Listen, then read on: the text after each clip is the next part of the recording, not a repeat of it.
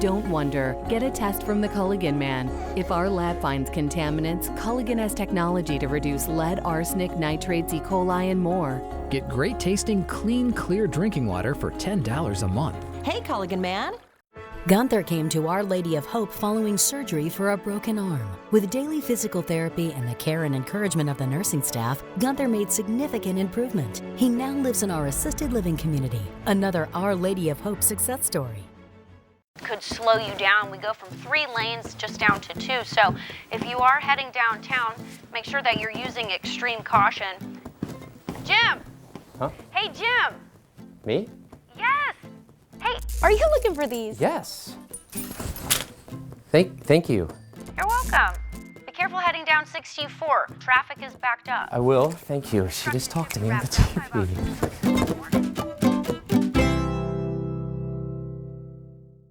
Virginia is for weather lovers, and we've got you covered from every corner of RVA.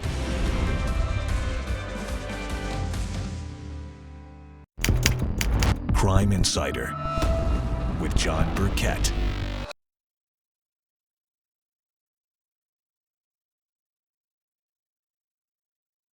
There are policemen out there that will say anything for a conviction. Served almost 10 years in prison for crimes he did not commit. I did look at the beams once in a while and think about suicide. Then another man confesses. So within 7 days of that phone call, you were out? Oh, it was great. How 3 bank tellers and a robbery note helped convict an innocent man. Innocent until proven guilty, you're guilty until you can prove yourself innocent. Tuesday at 11.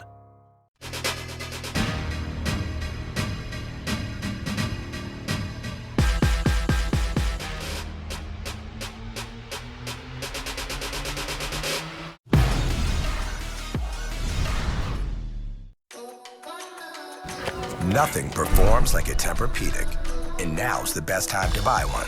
Now through June 11th, save $600 when you buy select Tempur-Pedic mattress sets. Find your exclusive retailer at TempurPedic.com. I'm Andy, and I lost 30 pounds on Nutrisystem. Listen up, guys. Want to shed a few pounds? Got a beer belly? Then you need Nutrisystem for men. I lost 43 pounds on Nutrisystem. Lose 15 pounds in your first month and 7 inches overall. Lose weight fast, money back guarantee. Put down the pie and go to drop15now.com and get new NutriCrush bars to crush cravings free and turbo shakes to bust that gut free. You eat the food, you lose the weight. Visit drop15now.com and get Nutrisystem for men with bars and shakes free. VCU Massey Cancer Center is a proud sponsor of Buddy Check 6. Be familiar with how your breasts usually look and feel so that you can spot any changes. And if you're over 40, we recommend a mammogram once a year. Good breast health begins with you. Delivering cleaner, reliable energy, creating jobs for our veterans, helping those in need save money on their energy bills. It takes 16,000 Dominion Energy employees doing the job. And now Dominion Energy is investing $15 billion to build and upgrade our electric and natural gas infrastructure, creating jobs now and for the future. Across Virginia, we're building an economy that works for everyone. And Dominion Energy is helping power the companies that power our economy.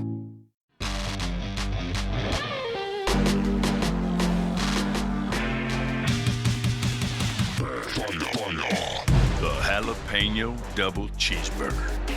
Only $2.49. Canella and O'Neill. Justice for the injured. Building better minds.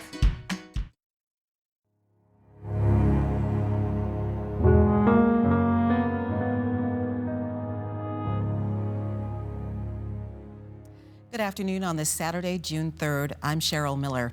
We are gathered here today to bring you live coverage of the funeral service for Virginia State Police Special Agent Michael Timothy Walter.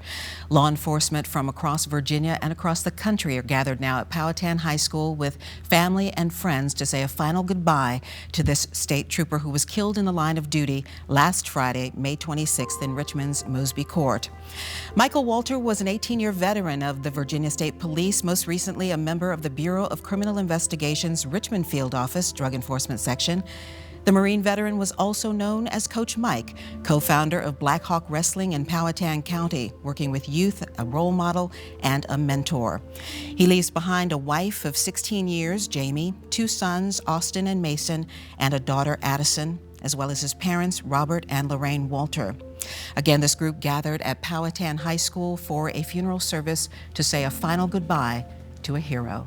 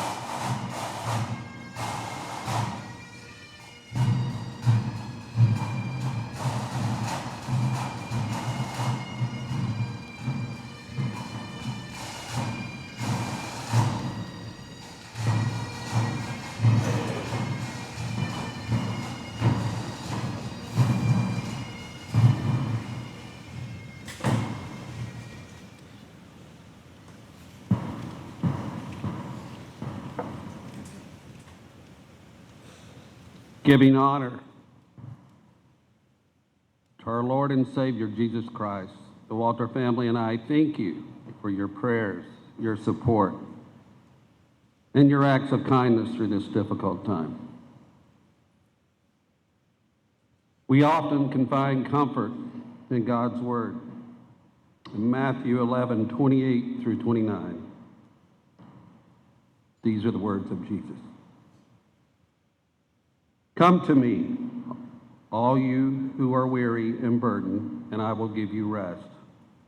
Take my yoke upon you and learn from me, for I am gentle and humble in heart, and you will find rest for your souls. Let us pray. Heavenly Father, your word is the balm for the broken, a ballast for the bewildered, and bread for the hungry. You've promised to show up and be enough, and you are. In the storms of life, you are nearer than the storms themselves. As your word reminds us, you've created us and you've redeemed us. You summoned us by name, calling us to life in the gospel, and given us the sweetest name imaginable, mine. No more condemnation, no more orphan-like spirituality, no more making a name for ourselves. We are yours, Lord, and your banner over us is love. Father, you don't promise we won't experience the evils of this world, but you do promise you will be with us. To know you are near and to know you are good is all we really need. We will go anywhere and do anything as long as we're convinced that you're with us and for us. We know ourselves to be precious and honored in your sight because what you've done for us in Jesus, we praise you for the one and only true, indescribable gift given for us and to us. And since you didn't spare your own son, we can trust graciously to give us everything else we need in this current storm. We don't have to be afraid of anything or anyone, for you are with us and you are for us. I pray your presence be felt in the Walter family and in our law enforcement family. May they be comforted and lifted up as we celebrate Mike's life. In Jesus' name, amen.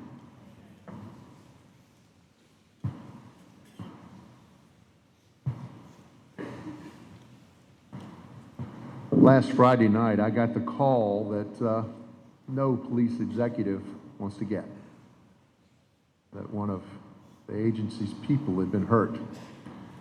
And I quickly got ready and drove the 42 miles trek from my house to the VCU Medical Center. Just before I got to the center, my phone rang and the voice at the other end says, "What can I do? What can I do?" And I said, "Well, I don't know yet." And I hung up and went to the center and evaluated the situation, and I called the governor back. And he said again, "What can I do? I'll do anything. I'll come over, whatever you want." He came to VCU Medical Center. He went in, he spent time with Mike. He talked to him. He prayed with him. And he stayed with us until 4:30, 4:45 the next morning. That was incredible. Incredible support for all of us, something that we'll never forget. And it's my honor to introduce to you this afternoon, the 72nd Governor of Virginia, the Honorable Terry McAuliffe. Governor.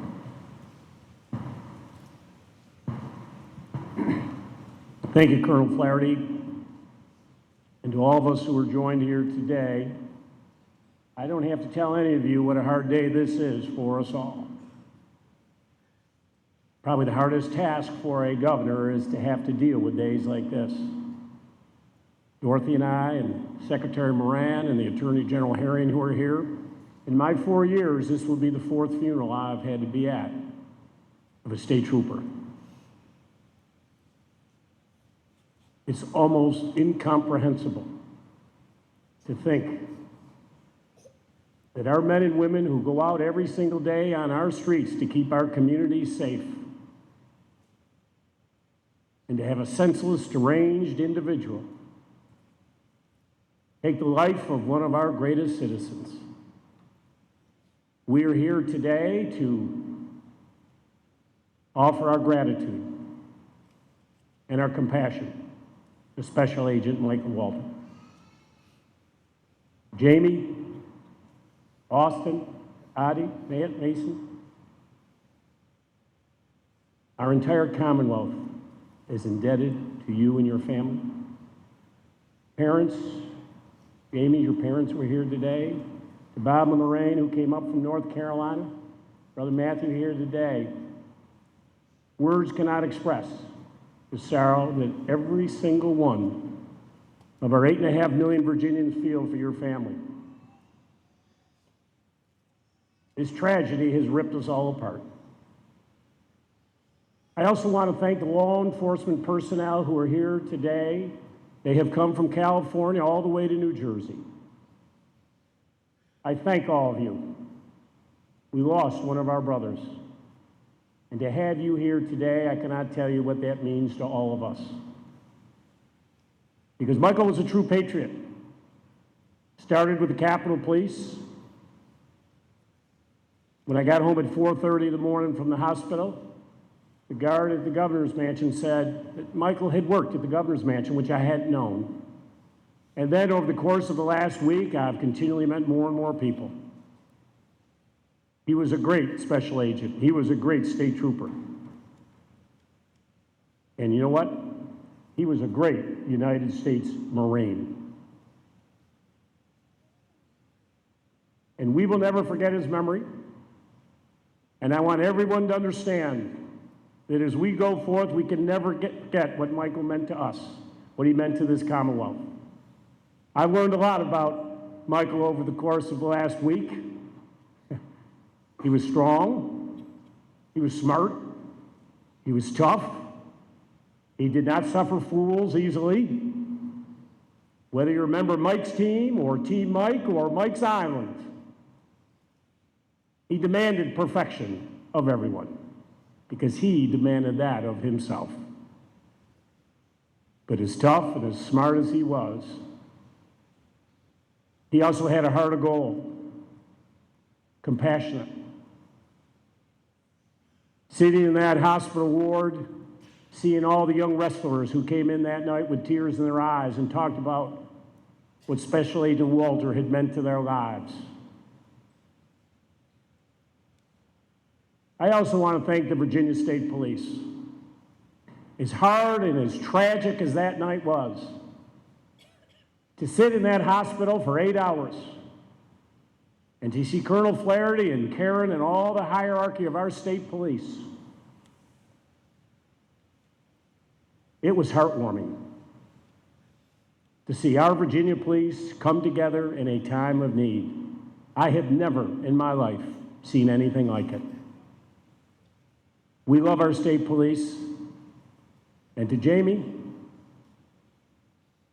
when you first met him in that Capitol Police office, you said it was love at first sight. Because he was a very, very unique individual. So to your family, thank you on behalf of every citizen of this great Commonwealth. Let his memory live on forever and ever of what he meant to all of us. And let his memory be what a great public servant, what a great son, what a great husband, what a great father, what a great friend, and what a great mentor. I can tell you this as governor, I will never forget Special Agent Michael Walter, and nor will any Virginian. Thank you.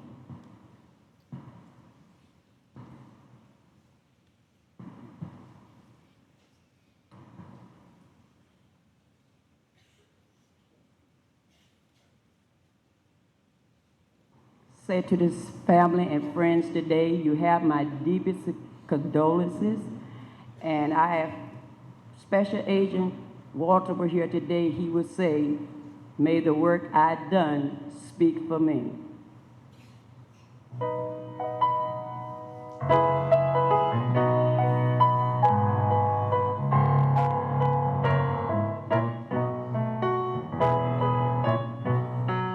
May the work I've done speak for me. May the work I've done speak for me. When I'm resting in my grave, there's nothing that can be saved. May the work I've done speak for me. May the life I live speak for me. May the life I live speak for me. My mistake He will forgive. May the life that I live, may the life I live speak for me. May the service I give speak for me. May the service I give speak for me. When I've done the best that I can, and my friend don't understand, may the service I give speak for me. The work I've done, it seems so small. Sometimes it seems like nothing at all. But when I stand before my God, I want to hear Him say, "Well done." May the work I've done speak for me.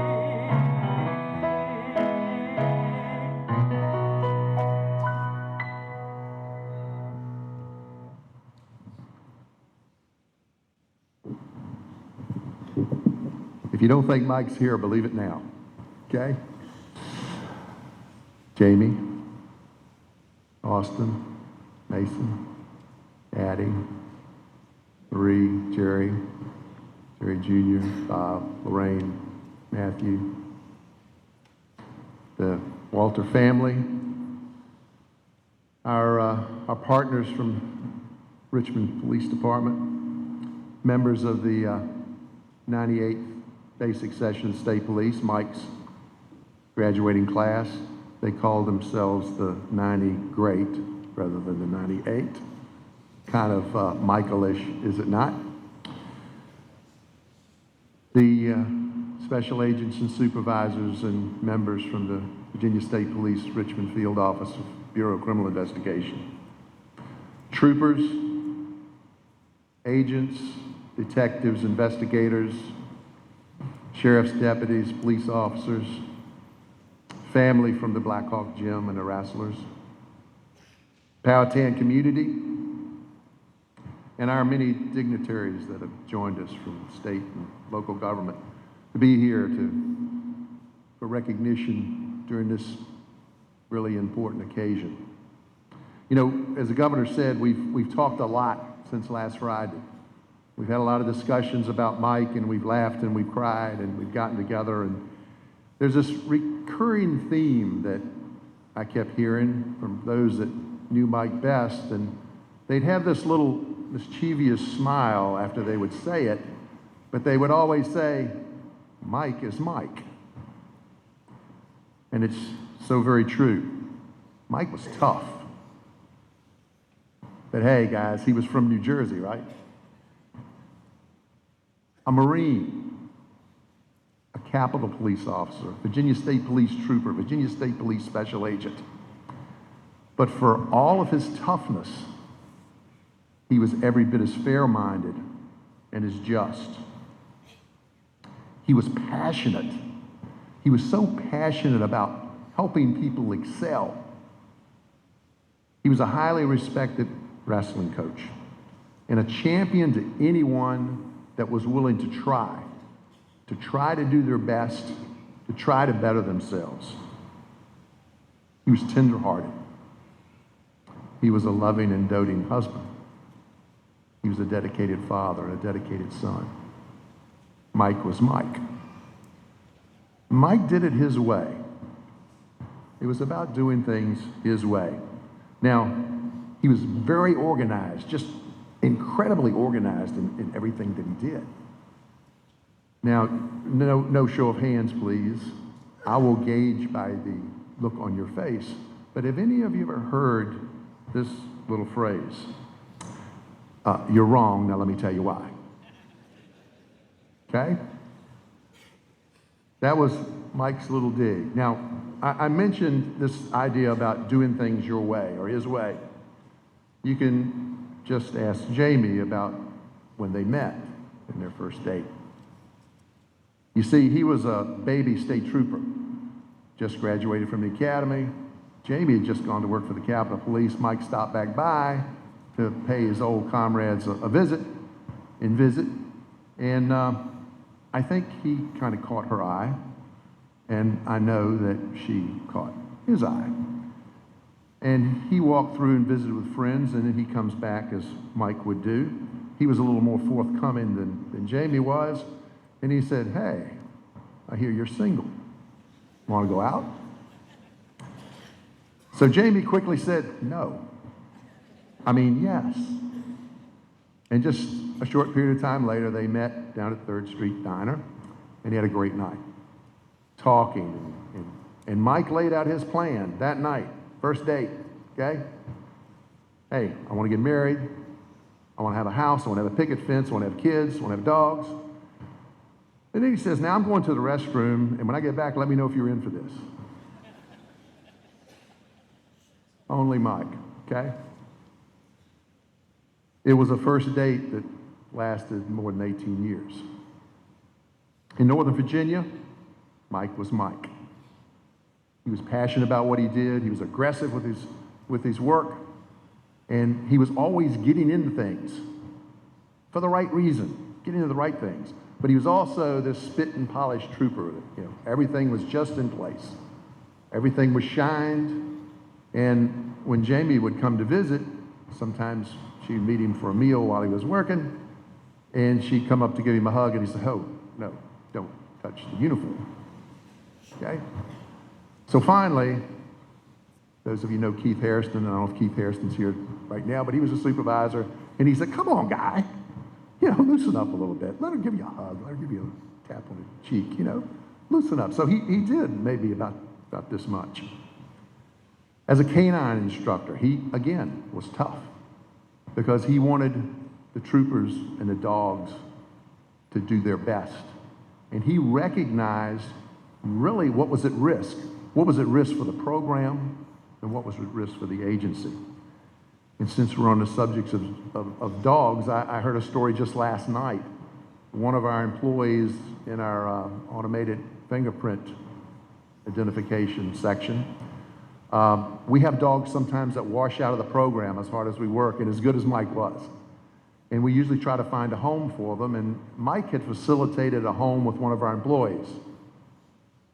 And she told us last night, she said, he always called and checked on me and the dog ever since then, and that had been months ago. So that was the kind of guy he was. Another former trooper that used to be in the bomb program, in the bomb canine program, posted on Facebook this little story. He said that he and Mike were on a bomb call. And he's there, and he's kind of, doing what he's doing, and all of a sudden, Mike and his dog just go running by.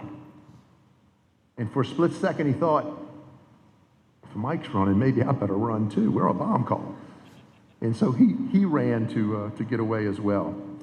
The folks that worked with him on the road when he was in Chesterfield and Powhatan County and when he was a special agent knew that if something was going on, no matter what it was, if it was a crash, if it was a surveillance, some investigation, and he heard about it, he was close by, he would be there to see what he could do, to see what help he could provide. And I also learned that, the athlete that he was, that he had developed a whole new food group. And apparently NABs are an essential food group in and of themselves. And for Mike, they could qualify for any meal of any kind at any time when he needed something to eat. Mike was Mike. He saw a void in Powhatan County for its youth. So he set his mind to it, and he built a wrestling program that went way beyond just teaching kids how to score points on a mat. He built the Blackhawk program from the ground up, literally. And he would come to work some days and tell the troopers that he worked with, said, man, look at my hands, look at the scars from laying bricks as they built it out. And you've heard me this week say, and you've heard others say along the way, that wasn't about profit. That was about helping. That was about building Powhatan's youth. And I know many of you are here today. It was about giving them a safe place in which they could grow and they could excel and they could polish their talents through physical fitness and through a wrestling program. Coach Mike instilled discipline to succeed, and he was behind you all the way. And he would never leave any kid behind. He made sure that they were all successful. And no doubt, he's proud of every one of you. And I've heard from you that you were proud to work with him. But words aren't enough to talk and describe the pride that he had for Austin and Mason. And I will tell you that anytime any of us would stand still and listen, he talked about your achievements and things that you had done. He was so very proud. And when he wasn't inside the gym or on the mat, guess what? He was on the soccer field or other events that Addie was involved in, cheering them on, teaching her also principles about sportsmanship and self-confidence and character. One's never too young to learn. There was nothing that thrilled him more than seeing that little girl light up on the soccer field or whatever she was doing. And Addie, you're right. We shouldn't be sad today because your dad's with all of us right here in our hearts, and he always will be, my dear. Mike was Mike. He was the one that you wanted sitting next to you when you were on the rough streets. And there was nowhere that he had rather been, nor no one else that he'd rather have been with last Friday night when he was in Mosby Court and with you, Chris Dwayne. Thank you, brother.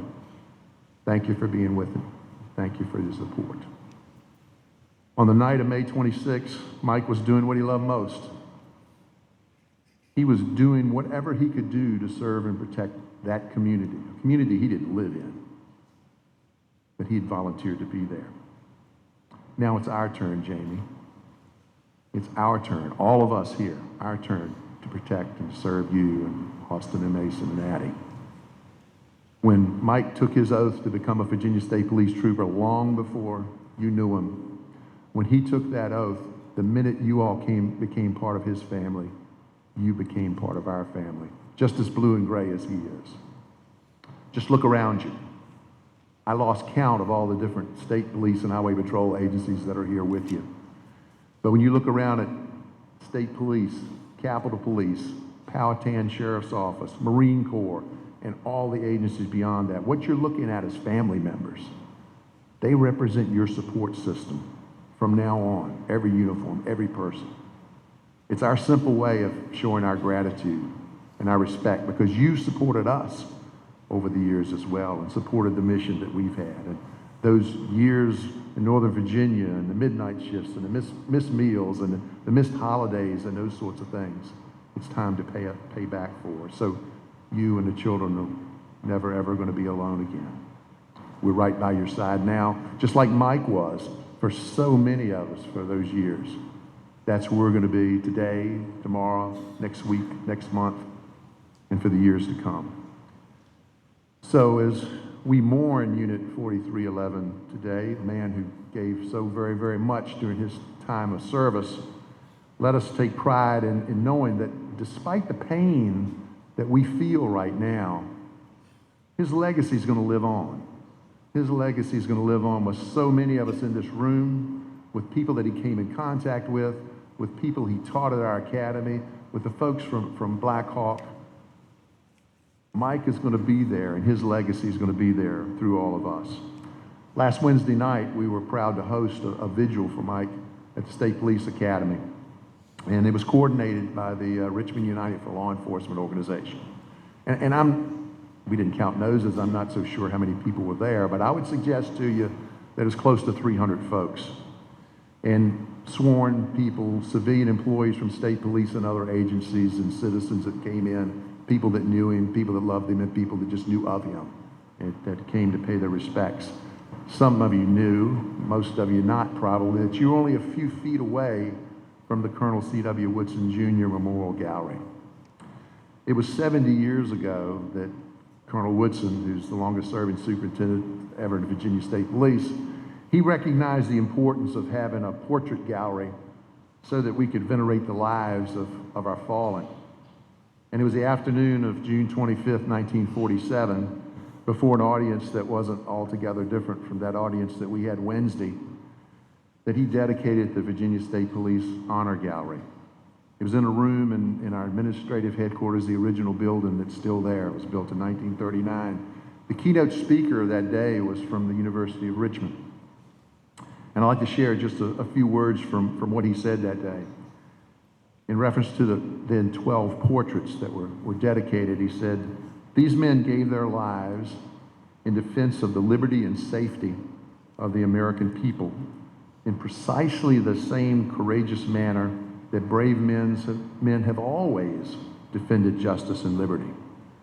The specific purpose of this meeting is to present the portraits of these 12 patriotic public servants to the Commonwealth of Virginia to remain forever a monument to their sacred memory and a beacon of light and courage and sacrificial public service for all times." So here we are, 70 years and 50 portraits later, and those words ring as true today as they did back then. We're assembled here today for pretty much the same reason, to honor and pay homage to yet another member of our agency who was a beacon of light and courage to his department, to his community, and certainly to his family. A lot of us seek solace in knowing that Mike has gone on to a far, far greater reward, and that our Commonwealth is a better place because of his service and because of his sacrifice. Mike was Mike. He was a man that was willing to invest himself into the world around him to make it a better place.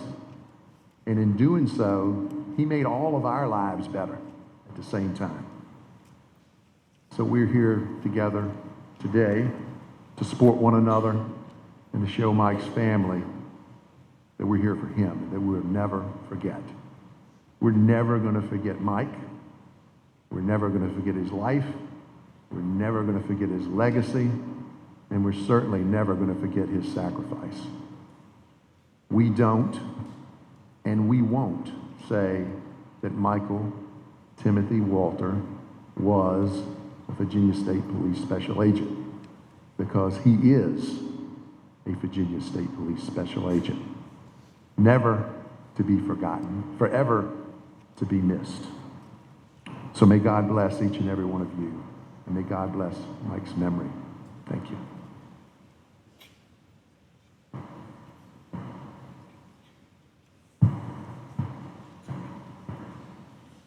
At this time, we're going to have some folks speak that were real close to Mike.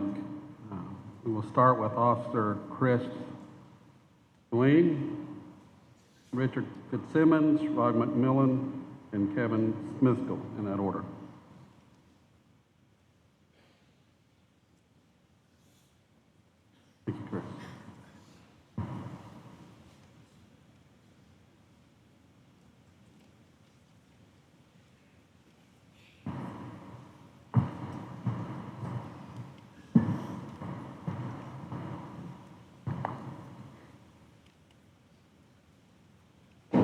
Good afternoon, everyone. I'm Chris Dwayne with the Richmond Police Department.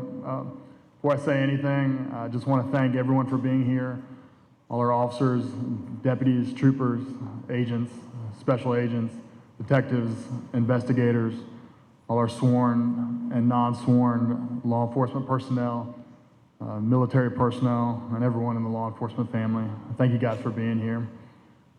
There's just been an unbelievable outpouring of support from our law enforcement family, and all we have to do is look around to see how much we love and support each other as brothers and sisters in law enforcement. Honestly, I wish y'all could see this room from my perspective right now. It's just an unbelievable view. Simply put, Mike was one of the best and most complete individuals I've ever known. When I was thinking on what to say about Mike, the hardest thing was trying to figure out what not to say. There's simply too much to him. Me saying a few words about him doesn't even convey 1% of the man that he was. But I'm going to try to convey at least a little bit to you guys what he meant to me. Mike and I first met last summer during a joint Richmond Police, State Police task force that targeted illegal guns and fugitives in the city of Richmond. I've always kind of thought of myself as hell on wheels, and I've created many long nights of paperwork for my supervisors over the years. And then I met Mike, and honestly, he put me to shame. It put a dent in my checking account buying Red Bull, trying to keep up with him. He was something else.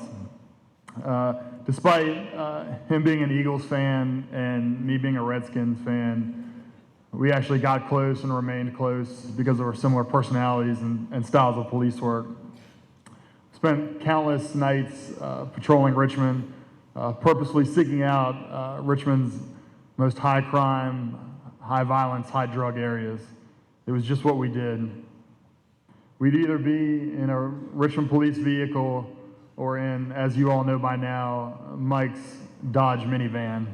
I loved that van when we were doing covert police work. It was a great undercover vehicle, but I hated that van when I'd be pushing it across the parking lot as part of a workout in a 100-degree summer heat. I will tell you guys, it was kind of entertaining when we would be in a pursuit in that van and to see the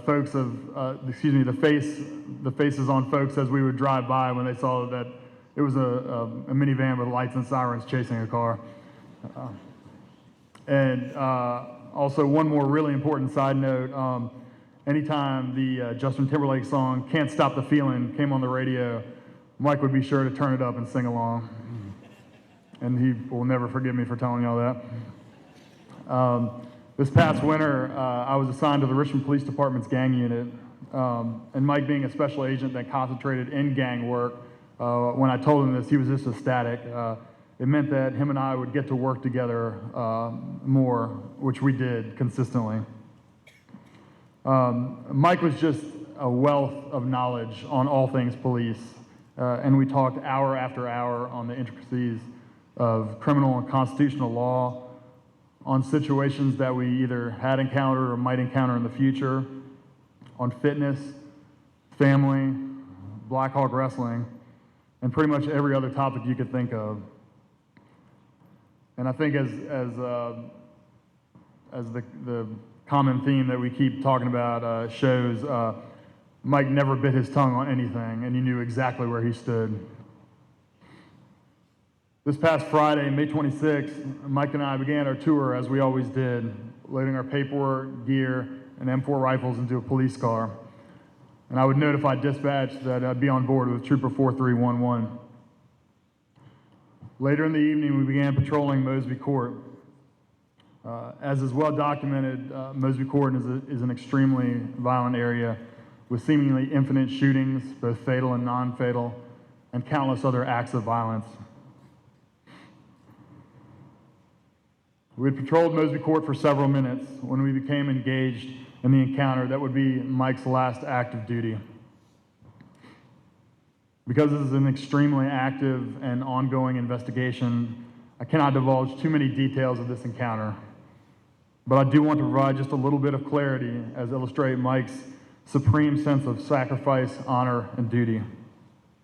I can tell you that Mike and I were together, physically pressed shoulder to shoulder, when the shot that ended his life was fired.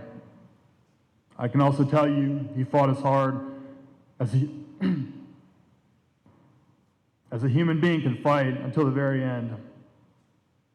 Of the two of us, Mike is the one who was hit, sparing my life. My family and I owe Mike and his family a lifetime of humble gratitude. I've never met someone who loved their family as much as Mike did, and I can say that with the utmost sincerity I can possibly muster. He talked constantly, just constantly, of his love and pride for his beautiful wife, Jamie, and his three amazing children, Austin, Mason, and Addison. Those four were his reason for getting up in the morning and for coming home safe at night. He loved and will continue to love his family with 150% of his heart every minute of every day. My wife and I have been so fortunate to get to know this incredible family, this incredible all-American family, and I can honestly tell you that our lives have become enriched for it. Anyone who gets to spend any time with the Walter family is better for it, and I truly mean that from the bottom of my heart. As everyone in law enforcement of the military knows, you put on a uniform and that armor and you step out the door, you're accepting the harsh reality that you could be killed or gravely wounded during your service of duty. This is the harsh reality of this career path, but every law enforcement officer accepts this risk. We accept it with pride, and we push forward with our duty, and we push forward with the service to the communities that we serve. This is just what we do. We were genetically engineered to protect, and this is exactly what we will continue to do. I'm so thankful for Jamie and her family, and for all of you for letting me say a few words this afternoon. I'm so thankful that there is no family as strong as the law enforcement community, who have embraced Mike's family and my family in this time of sorrow. And I'm eternally thankful that Mike's final act in a long career of bravery, service, and valor was to allow me to come home to my family unharmed. He's one of the finest men I've ever known, a best friend, and what every law enforcement officer should aspire to be. Thank you all. Stay safe, and God bless.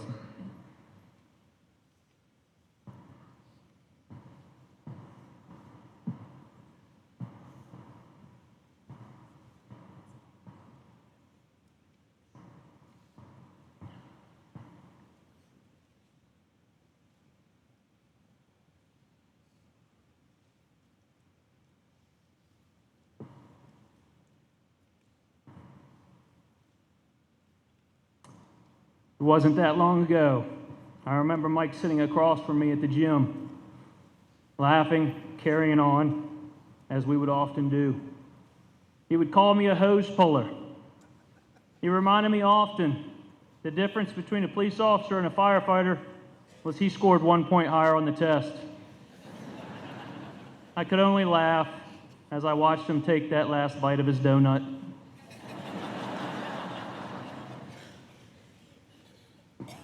Our relationship goes back 10 years. It didn't always involve laughs and jokes. In fact, it started off very abruptly on my front porch. 10 years ago, Mike and his wife, Jamie, met my wife at the local gym.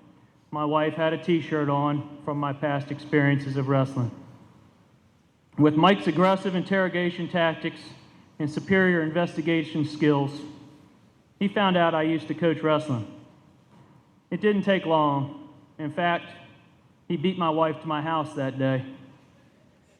As I walked to the door, I noticed this gentleman with a high and tight haircut, seemingly standing at attention on my front porch. As I entered the door, he quickly introduced himself. Trooper Walters with the Virginia State Police. He said, "I understand you coach wrestling." I told him I'm retired, gave it up, burnout. He quickly responded, "No, you're not." Over the course of some time, myself and some other gentlemen in the community came to an agreement with Mike that we would coach kids and he would take care of all the admin, all the parents, all the scheduling, and all the logistics. Essentially, all the work. It was then that Blackhawk was born as a wrestling club. It quickly became obvious that Mike was not just there for wrestling. He had bigger plans in mind. It wasn't long before he had built and fostered relationships within the community. He secured a building. He secured a bus. He would take his own leave from work to run camps for the kids during the summer. I can recall my wife calling me at work to inform me that our wrestling club was running through the streets of Powhatan Courthouse holding 2x4s above their heads. He ran a tough camp, but he would not let anybody fail. That was not enough for Mike. He wanted to take it a step further. He created a gym for the community, a gym that was local, affordable. It would be used to help fund the program, which had grown to be called Powhatan Wrestling and Community Development. Through this foundation, his legacy was built. There was no doubt nothing was going to slow him down. The fact is, we were all riding on a train that he set in motion, and it was all about the kids. If you ask people about Mike and the person he is, as you've heard today from previous speakers, you will no doubt get a lot of answers like, I want Mike by my side in that dark alley. I want Mike on the front lines leading the charge. I want Mike with me as I walk through the valley of the shadow of death because Mike feared no evil. Not me. I want Mike with my kids.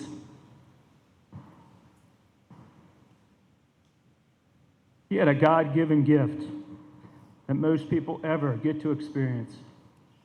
He had an amazing ability to lead kids, grab kids, direct kids, get kids to push themselves farther than they ever thought possible. He taught them to be good people, excel in school, sports, and most importantly, life. All Mike wanted to do was make a difference, and that he did. You see, that's what he was doing at work. He was making a difference in the community he worked in. Here, he made a difference in the community he lived in. So I challenge you, Blackhawk, Powhatan Wrestling. I challenge all of you in this gym. What are you going to do to make a difference? Rest in peace, pal, till we meet again.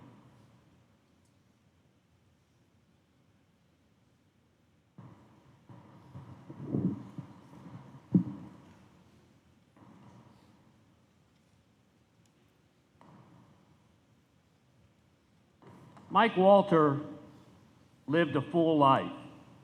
He got more out of his 45 years than most of us could in 145 years. As I was preparing to speak about Mike, I went to the Blackhawk Wrestling webpage to remind me of Mike's mission and, quite frankly, for a little inspiration to find some essence about this great man that hasn't already been spoken about. On the site, the mission statement that Mike created describes the development of character, integrity, physical fitness, making the right choices, sportsmanship, self-confidence, persistence, dedication, honesty, and hard work.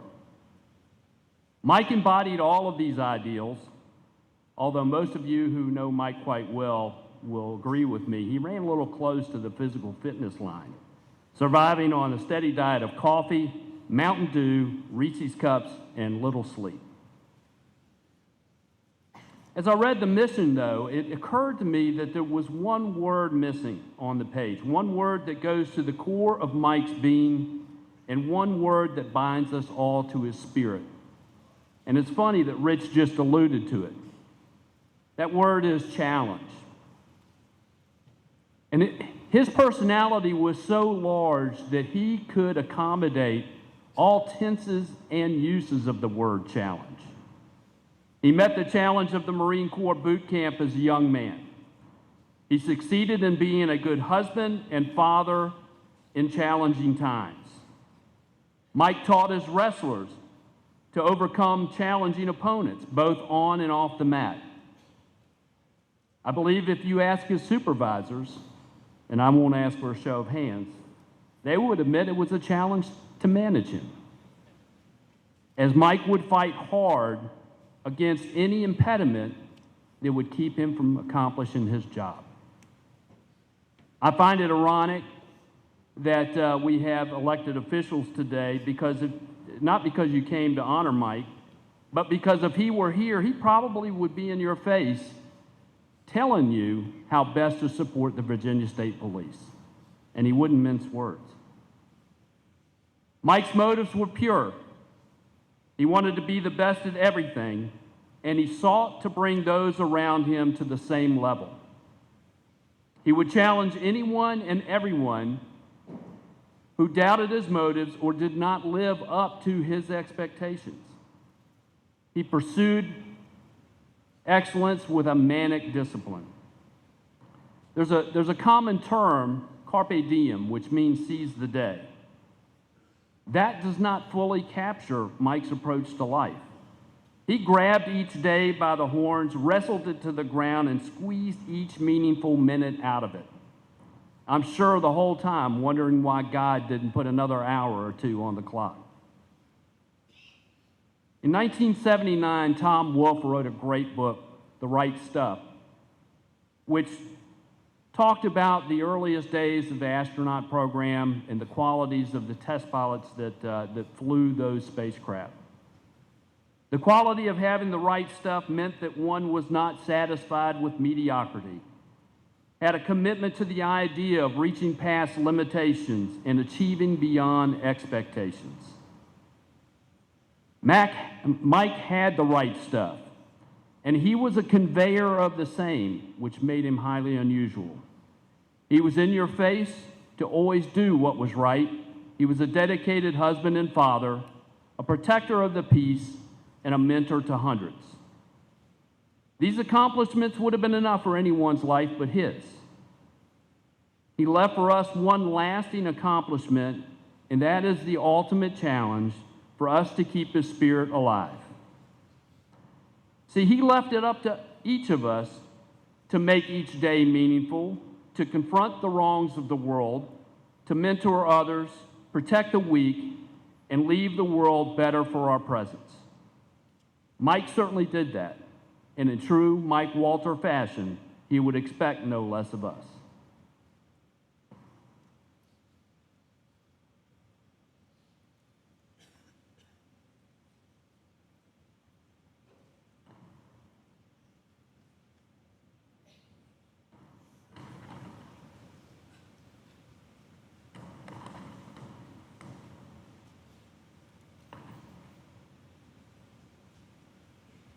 Family, friends, and colleagues.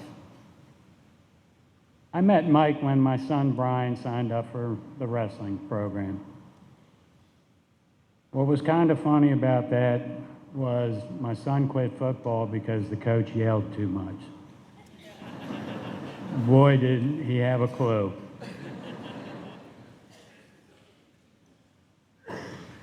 In that short time that I knew Mike, I realized that I just met someone special. As time went on, we became friends, and our family started spending time together.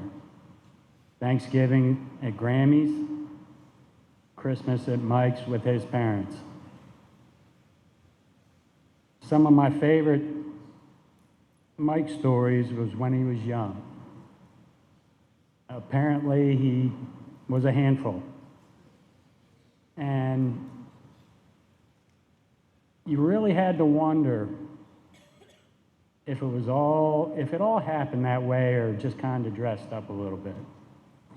Well, hearing Mike's mom tell the story word for word I just sat there shaking my head. I got to watch his sons grow into fine young men and see Mike's softer side with his daughter. But the greatest honor bestowed upon me is when Mike asked me to take care of his children if anything ever happened to he and Jamie.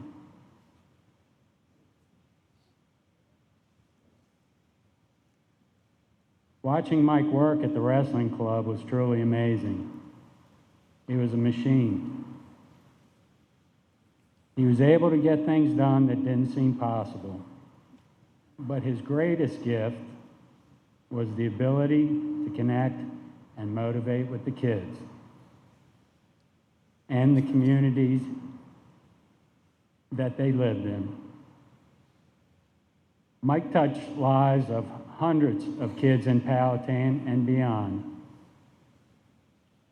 It also didn't matter if they wrestled for the club or they were family members or just somebody that needed a guiding hand.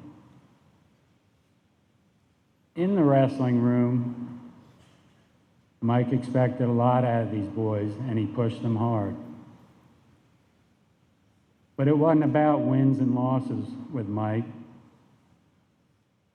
He always said it was his job to make them productive members of society, as taught to him by his father. I managed to find a paper written for a school assignment 3 years ago. And it describes how Mike touched these kids' lives. This is the paper that was written for a school assignment by one of Mike's wrestlers. There have been numerous people that have significantly influenced me, but there is one person that stands out. His name is Mike. Mike has almost known me my whole life. Without Mike, I do not know who I would be or what I would be doing. He has influenced me in so many ways I can't count. From wrestling to life goals, to be mentally and physically sharp. Mike has shaped me who I am today. I met Mike when I first started to wrestle in 4th grade. He was the head coach, ex-Marine, current state trooper. So you can imagine the type of personality he had. Well, he didn't have to imagine too long because he found out pretty quick. He would never let me quit. I remember not winning a single match all season until the championship. He never gave up on me. Mike was always pushing me to do better in wrestling. There were very few days off. Mike didn't like as you came through with wrestling if you started continuing with other sports, but that's a story for a different day. He hated when I had baseball and couldn't come to practice in camp or a tournament. Outside of wrestling, Mike was always making sure I had goals in life. He was making sure I was going places in life and not being a bum to society. If I would have never met Mike, I would probably have different goals or be doing things that would not be good to me. Mike was always pushing me in the right path, making sure I was doing the right things.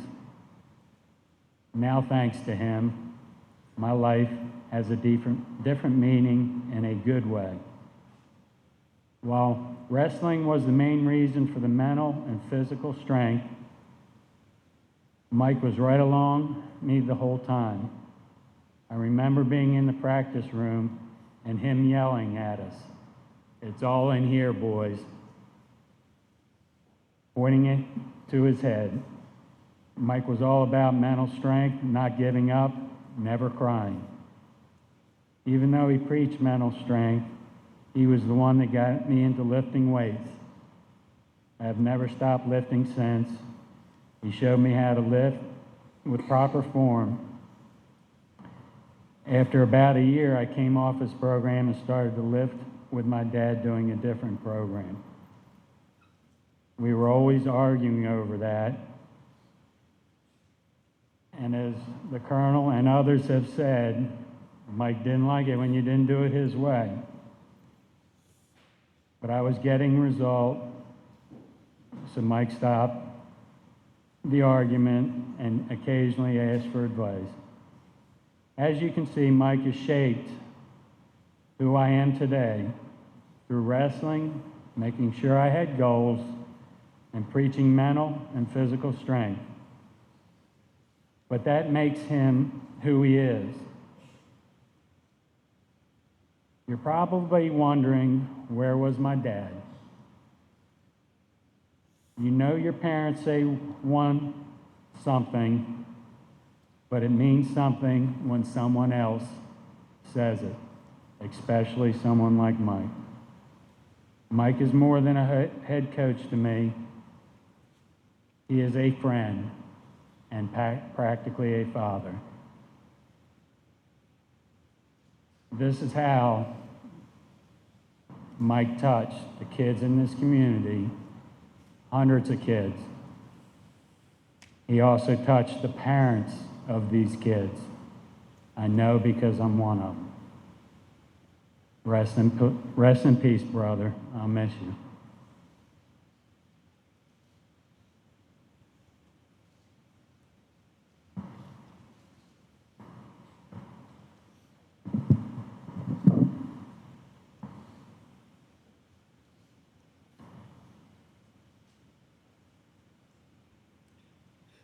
I am told the bald eagle, our nation's symbol, can sense when a storm is coming. You see, the eagle will fly to the highest place it can find, and then it will lock its wings back. When the turbulent winds pick up speed, the eagle, with its wings in a locked position, uses the wind to pick it up. Pick it up above the raging storm below. The winds of the storm benefit the eagle, causing it to fly higher than ever before. The eagle does not stop the storm or escape it. The eagle just learns how to navigate through the storm. My friends, the storms of life are coming to all of us. It's been said that we are in a storm, coming out of a storm, or going into a storm.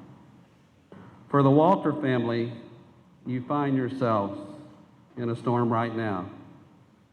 But like the eagle, how do we in our law enforcement family, and how does the citizens in our communities navigate through this storm? How does Blackhawk navigate through this storm? I want to share with you this afternoon just a few examples of how I believe we can make it through this storm and come out better on the other side.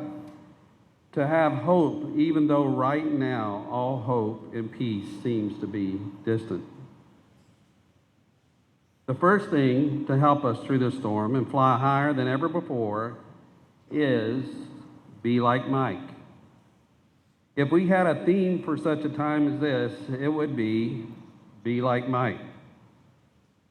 Mike was a loving husband, father, son, and mentor, and he served others. And to those he encountered, as you've heard here today, their lives were forever changed. This past Monday, I went to the vigil for Michael in Mosby Court. And if I'm truly honest with you today, I did not want to go. There was a piece of me that did not want to be in the place where Mike had lost his life. But I went. And I must tell you, my heart was touched. And I left Mosby Court with a glimmer of hope. An older gentleman spoke to me by the name of Willard Bailey, and I believe he's here today. He said, "Did you see the young people in Mosby Court crying and holding their heads down?" I did see that. One young girl actually spoke at the vigil. What I saw and heard was not what I expected. What I saw, what I heard was that Mike was known in the Mosby Court community. Even there, the young people knew him. The young people knew him and that he was there to make a difference. You see, you don't forget someone like that who consistently gives back to others and invests in making their lives better. Mr. Bailey also said this to me. This is the hard part for us. We must finish what Mike started. And I agree. To navigate through the storm, we should be like Mike and the kind of husband he was. Mike set the benchmark of being a good husband.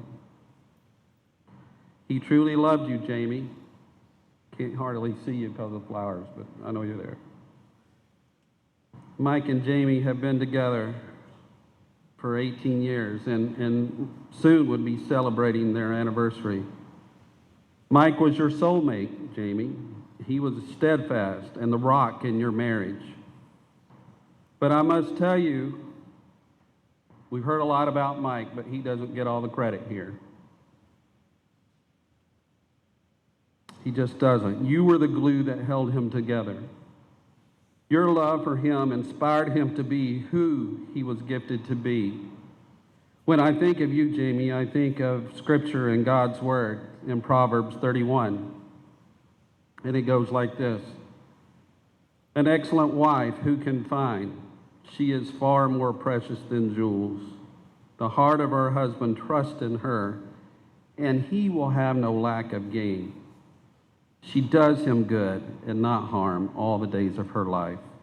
And in verse 15 it says, she rises while it is yet night and provides food for her household and portions for her maiden. Jamie, you are that woman.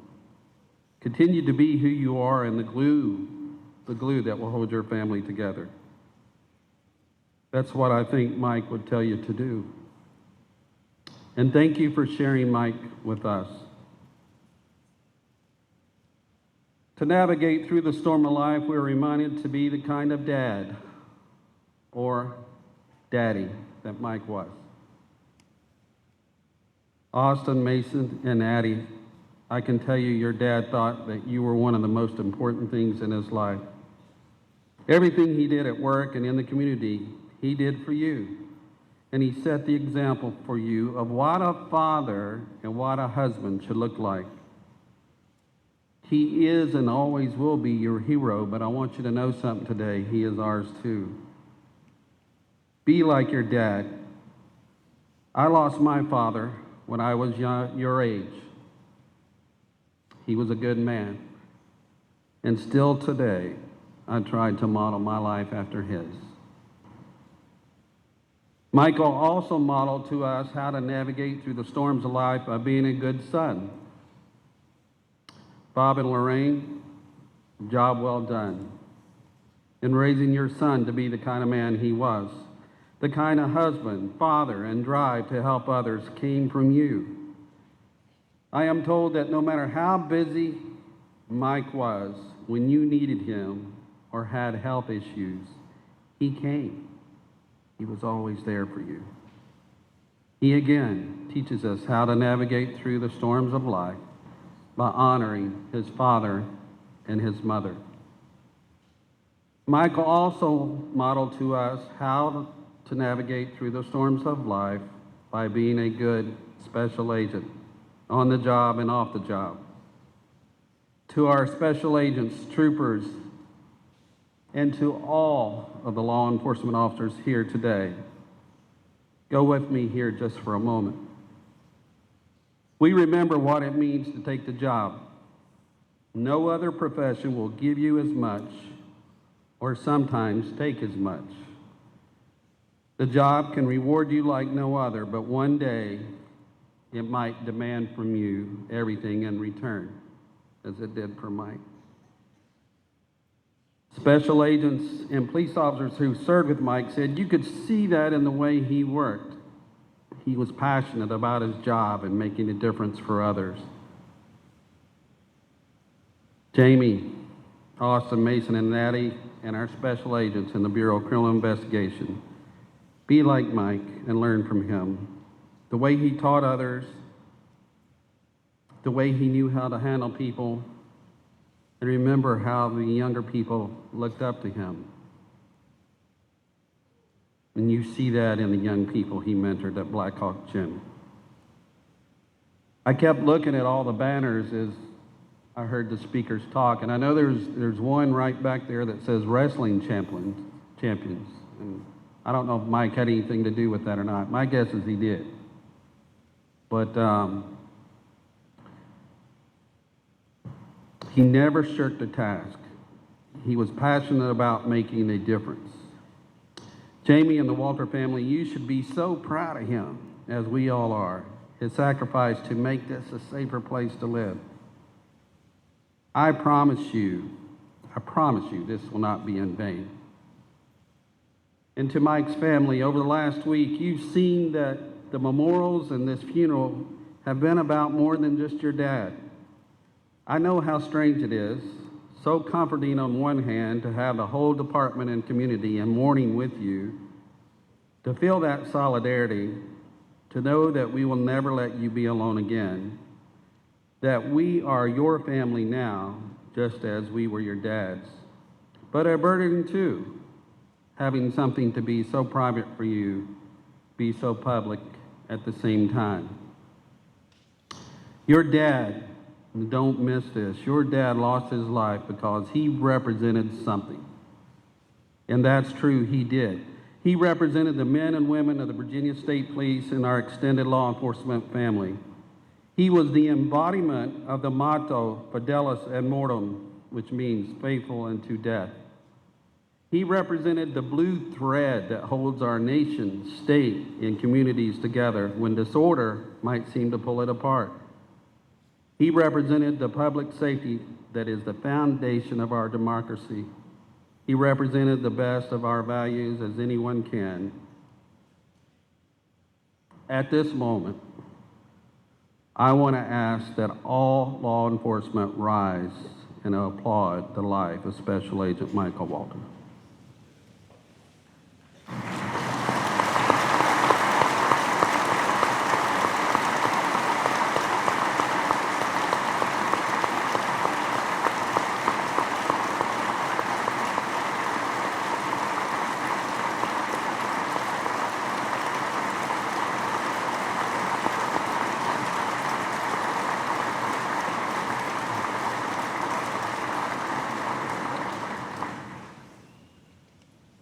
Jamie, Austin, Mason, Addie, and the entire Walter family, please look around.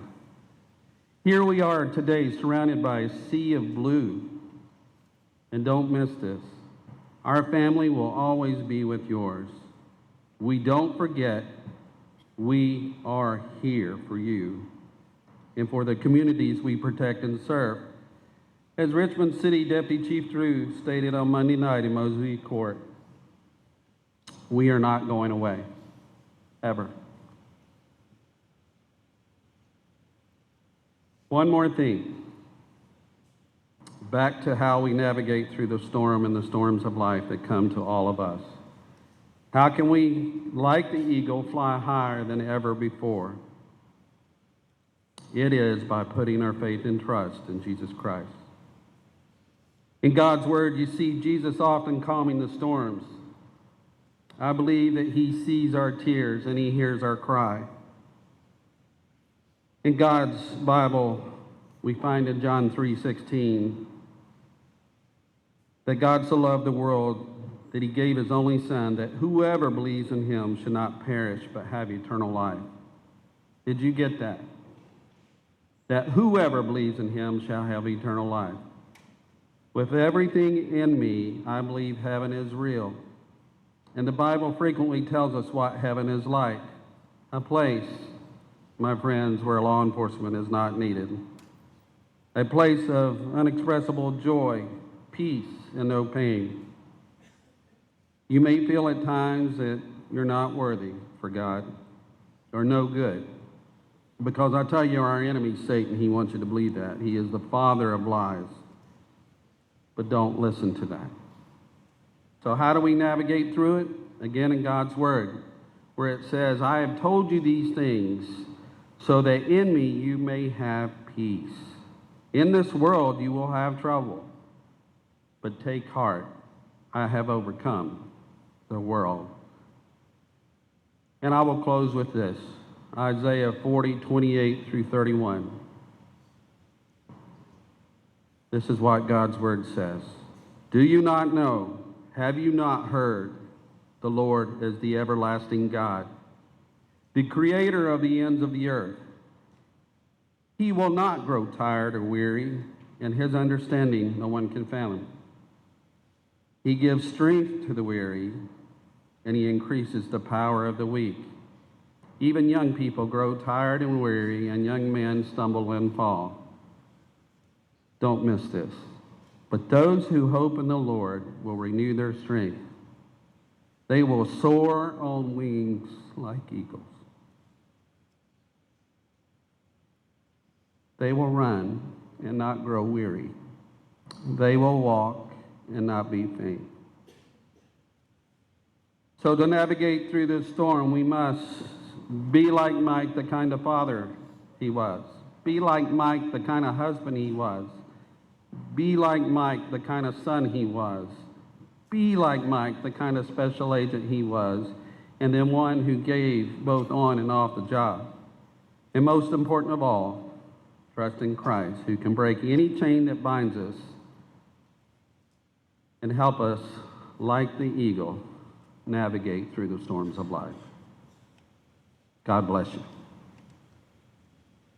At this time, I would ask again for all law enforcement, firefighters, and first responders stand. You will be greeted by an usher, and we will conclude the service outside with the family with a presentation of the flags. Thank you.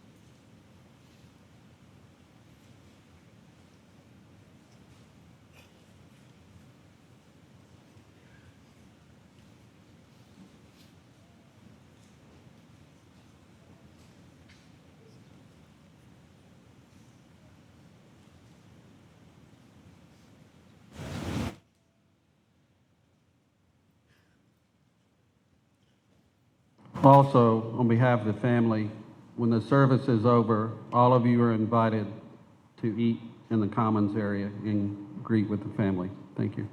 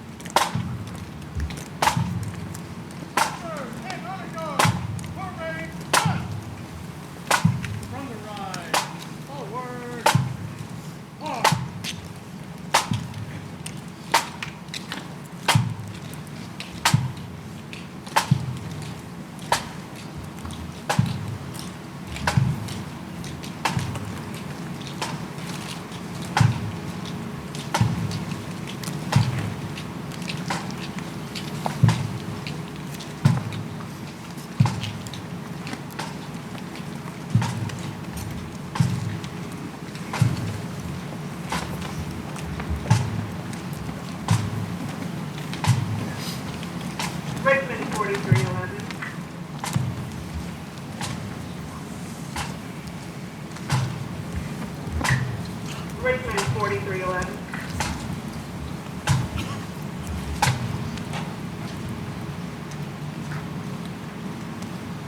Richmond 4311.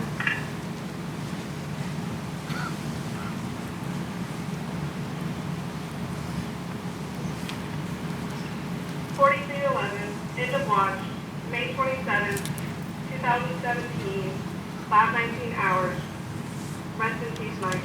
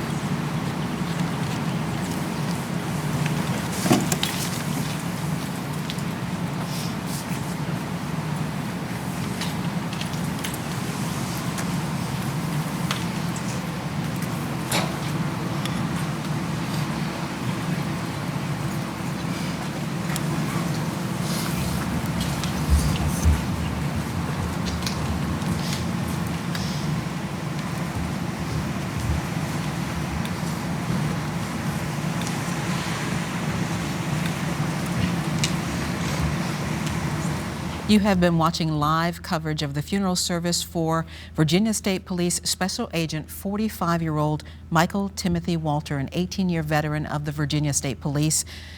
Final call for Trooper 4311. He was killed in the line of duty last Friday, May 26th in Richmond's Mosby Court. A private interment, we understand, will be held at a later date at Veterans Cemetery in Amelia. At the conclusion of this ceremony, there will be a luncheon. The Walter family has invited the community to attend that.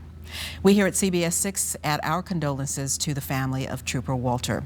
We'll have much more on this day of honor and remembrance for Virginia State Trooper Special Agent Michael Walter today on the CBS 6 News at 6 and on WTVR.com. I'm Cheryl Miller. We're now going to return you to your regular programming here on CBS 6.